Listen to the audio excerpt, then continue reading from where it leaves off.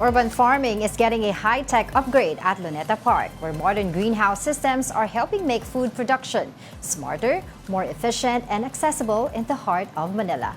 Mobile journalist Daniel Dayao reports. Modern, smart, and sustainable. That's the future of urban gardening here at the Luneta Park.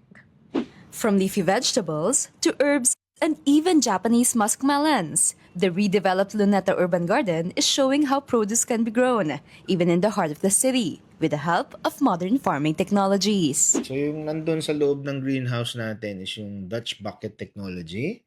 And then itong auto-dosing, ito yung bagong implement na inilagay natin doon. We put in some simple technologies that will be easily adapted by urban farmers or those with interest sa gardening.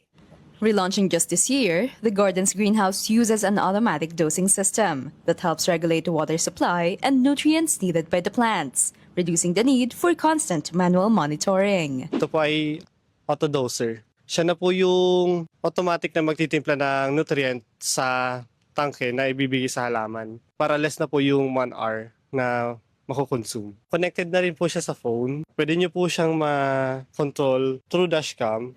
For the Bureau of Plant Industry, the technology is not just about making farming easier.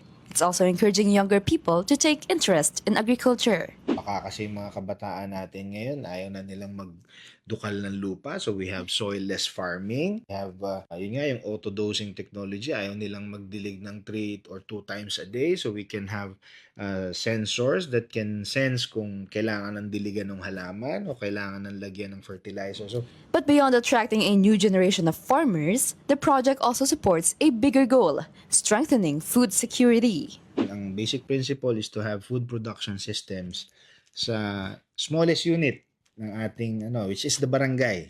But we cannot do it alone if we want to make it massive. So even yung ating mga listeners or viewers na kung gusto nilang mag-participate even individually within their communities or families, we're ready to help them para to teach them the right way to plant para tuloy-tuloy. As Manila continues to grow and space for traditional farming becomes more limited, officials hope urban agriculture can help bring food production closer to communities, proving that even in a highly urbanized city, farming can still find room to grow. Pagka meron kang food production system sa cities, medyo nababawasan yung logistics cost mo, freshness ng iyong gulay na andyan lang sa tabi mo, a few meters away from you. So, it can contribute to a better quality of food produce. Baka maka-encourage siya ng mas healthy living. And I think, yun yung gusto nating gawin. Kapatid Mobile Journal, Daniel Dayao, we are One News.